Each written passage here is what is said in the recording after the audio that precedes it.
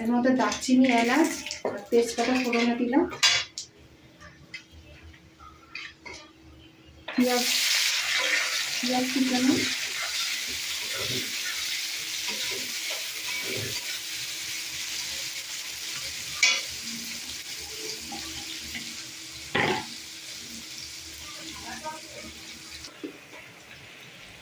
পেঁয়াজ ভাজা হয়ে গেছে, আমি আদা রসুনের পেস্ট দিচ্ছি 4 চামচ, কারণ অনেকটা বেশি মাংস।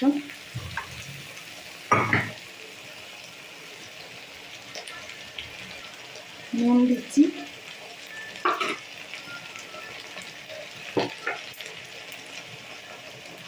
হলুদ,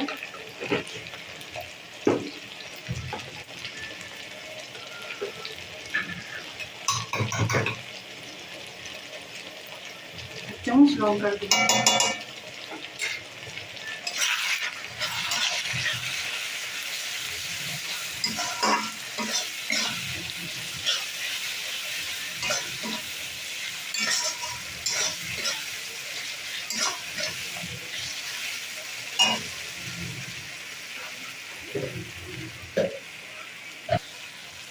টমেটো দিলাম, 2টো টমেটো দিয়েছি। দই দিয়ে মিশিয়ে রেখেছি বলে টমেটো বেশি দিইনি। রসুনটা, পেঁয়াজ এগুলো সব কষানো হয়ে গেছে। এবার মাংসটা দিলাম।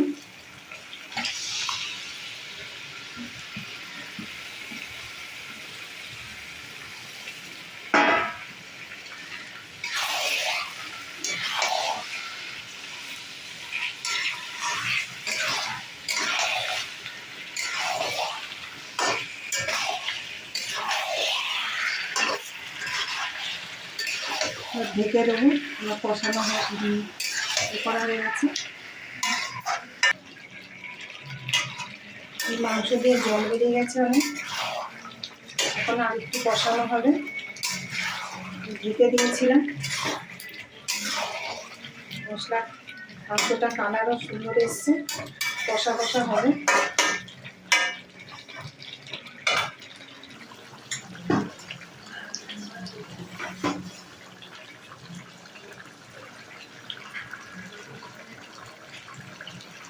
হয়ে এসছে বেশিরভাগই।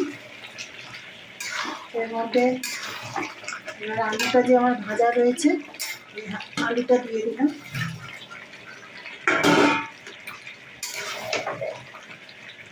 আর একটু কষাবো, তারপর এখানে পাশে গরম জল বসিয়েছি, গরম জল দেবো। গরম জলটা দিলে পাতুরি মাংস আরও ভালোভাবে সিদ্ধ হয়, টেস্টও হয়। কষানো হয়ে গেছে, অল্প একটু জল দেবো, গরম মশলা দেবো। বেশি জল দেবো না, কষা, অল্প একটু গরম জল দিলাম।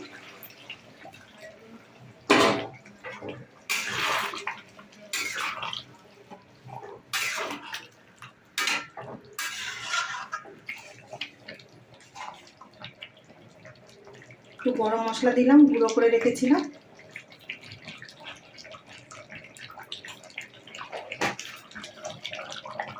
কটা কাঁচা লঙ্কা চেরা দিয়ে দিলাম। হয়ে গেছে, এবার নামাবো।